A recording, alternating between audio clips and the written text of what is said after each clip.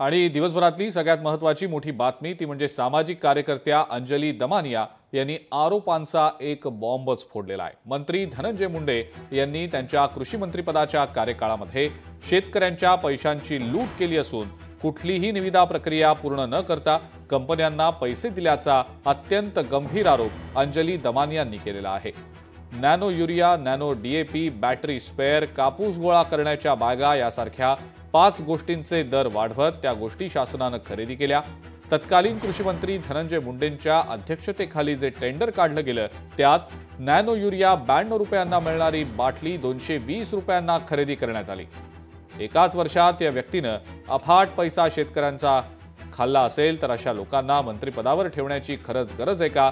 जवळपास 275 कोटींचा हा घोटाळा आहे। राज्याच्या मुख्यमंत्र्यांनी याचा गांभीर्याने विचार करायला हवा असं अंजली दमानियांचं म्हणणं आहे। आमचं जाऊ द्या, पंतप्रधान मोदींचं तरी ऐका, भ्रष्टाचारी मंत्र्यांचा राजीनामा घ्या असा टोलाही अंजली दमानिया यांनी लगावलेला आहे। मुख्यमंत्र्यांनी यांना परवानगी दिली म्हणजे काय झालं बघा। सुरुवात होते 12 तारखेला, 15ला ऑब्जेक्शन येते, पण 16ला मुख्यमंत्री ज्यांच्याकडे खरं जे मी म्हटलं अथॉरिटीच नाहीये ते मुख्यमंत्री त्याला परवानगी देतात। आता त्यांना ह्या सगळ्या गोष्टी माहिती नसतील। रात्रीच्या रात्री धनंजय मुंडे गेले अजित पवारांकडे, त्याच्यावर अजित पवारांची सही, नंतर ते गेले मुख्यमंत्र्यांकडे, अजित पवारांनी जर सही केली असेल म्हणून मुख्यमंत्र्यांनी पण सही केली आणि ते देऊन टाकण्यात आले। तेव्हाचे मुख्यमंत्री शिंदे होते। 10 लिटरची बॉटल घेतली तर आपल्याला 184 रुपये पर लिटरला हा नॅनो युरिया मिळतो, म्हणजे 500 मिलीलिटरच्या बॉटलला 92 रुपये पडतात। माननीय कृषी मंत्री यांनी 19,68,408 बॉटल्स ह्या 220 रुपयांनी घेतल्या, म्हणजे दुपटीपेक्षा जास्त किमतीने त्यांनी या बॉटल्स घेतल्या। हे नॅनो डीएपीची बॉटल आहे, त्याचा बाजारभाव आहे 269 रुपये, पण आमच्या माननीय कृषी मंत्र्यांनी 590 रुपयाला त्याची खरेदी केली आहे। बॅकडेटेड का केलं जातं? कारण कुठेतरी झालेला मोठ्या प्रमाणावर गैरव्यवहार आहे तो लपवण्यासाठी बॅकडेटेड केलं जातं। तर तुम्ही जर ते पत्राची तारीख बघितली ती 16 मार्च आहे, पण त्याच्या सह्या ज्या झालेल्या आहेत डेप्युटी सेक्रेटरी पासूनच्या सगळ्यांच्या त्या मे महिन्याच्या आहेत। हे आता प्रत्येक माध्यमाने दाखवावं आणि हा किती मोठा भ्रष्टाचार आहे आणि सरळ सरळ लूट आहे। आणि कोणाची लूट आहे तर ती शेतकऱ्यांसाठी दिले गेलेले पैसे होते। 1000 कोटीचे जे सँक्शन होतं ते शेतकऱ्यांसाठी होतं, धनंजय मुंडेंसाठी नक्कीच नव्हतं। कमीत कमी 250 कोटीचा हा घोटाळा आहे।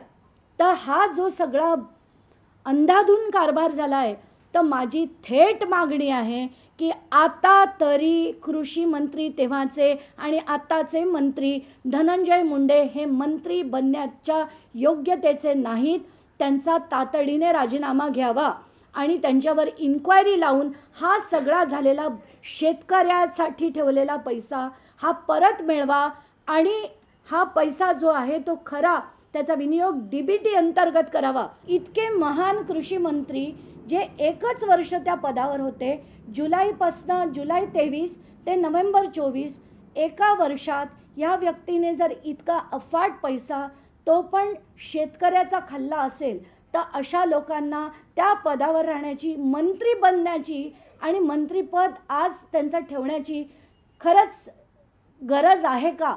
आणि आता तरी मला असं वाटतं की महाराष्ट्राच्या मुख्यमंत्र्यांनी याचा गंभीरतेने विचार करायला हवा। आज जर डीबीटीचा पैसा आहे, जे मोदीजी म्हणाले होते की हा शेतकऱ्यांना लाभ मिळत नाहीये, मध्ये पैसा खाल्ला जातोय, तर जर मुख्यमंत्र्यांना योग्य वाटत असेल, मोदीजींचं म्हणणं आमचं सोडा, मोदीजींचं म्हणणं योग्य वाटत असेल तर त्यांनी त्याच्यावर तात्काळ कारवाई करणं भाग आहे।